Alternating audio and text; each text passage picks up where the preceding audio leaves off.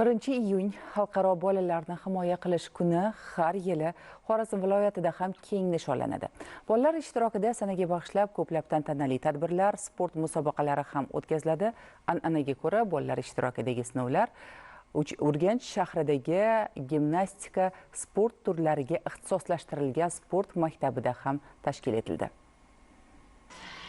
Bugungi kunda yosh qizlarning sevimli sport turlari qatorida sportning nafis turi badiiy gimnastika ham e'tirof qilinadi. Go'zallik sport turi seksiyalari hozirgi kunda viloyatning har bir shahar va tumanida faoliyat ko'rsatib, yuzlab intiluvchan qizlarni o'z bag'riga olgan. Xorazmlik badiiy gimnastikachilar muntazam respublika va xalqaro turnirlarining faol ishtirokchilari hisoblanadi. Xalqaro bolalarni himoya qilish kuni butun dunyo bolalari uchun eng beg'ubor va quvonchli bayram hisoblanadi. Viloyat gimnastika sport turlariga ixtisoslashtirilgan sport maktabida 1-iyun xalqaro bolalarni himoya qilish kuniga bag'ishlab badiiy gimnastika bo'yicha o'tkazilgan viloyat ochiq birinchiligi ham musobaqada ishtirok qilayotgan har bir gimnastikachi qiz uchun haqiqiy katta yorqin bayram sifatida bo'lib o'tdi. Musobaqada mezbon viloyat hududlari hamda Toshkent shahri va Qoraqalpog'iston Respublikasidan jami 350 nafar 5 yoshdan 15 yoshgacha bo'lgan badiiy gimnastikachilar ishtirok etdi. Gimnastikachi qizlar 10 ta yosh toifasida yakkalik va jamoaviy bahslarda erkin va turli predmetlar yordamida musobaqaga tayyorlagan mashqlarni hakamlar ko'rigidan o'tkazishdi. Shuni alohida ta'kidlash joizki, 10 yosh toifasidagi viloyat darajasidagi bunday katta musobaqalar har safar ham o'tkazilavermaydi.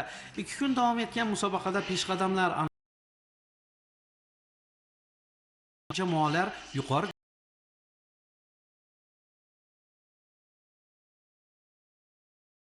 shahri va Qoraqalpog'iston Respublikasi jamoalari, shuningdek Bog'ot tuman gimnastika markaziy badiiy gimnastikachilari yakkalik va jamoaviy bahslarda buyumsiz va turli predmetlar yordamida bajarilgan mashqlari hakamlar tomonidan yuqori baholandi.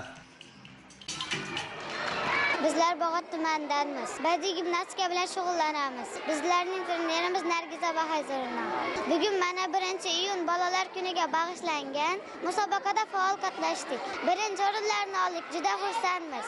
Barcha tengdoshlarimizni bayram bilan tabriklaymiz. Urganch shahrining yoshlik sport majmuasida 1-iyun xalqaro bolalarni himoya qilish kuniga bag'ishlab o'tkazilgan viloyat ochiq birinchiligining g'olib va sovrindorlari medal, faxriyorlik va sovg'alar bilan taqdirlandilar. E'tiborli tomoni, bayram munosabati bilan musobaqada o'z imkoniyatini sinab ko'rgan har bir gimnastikachi qizga bayram sovg'alari topshirildi.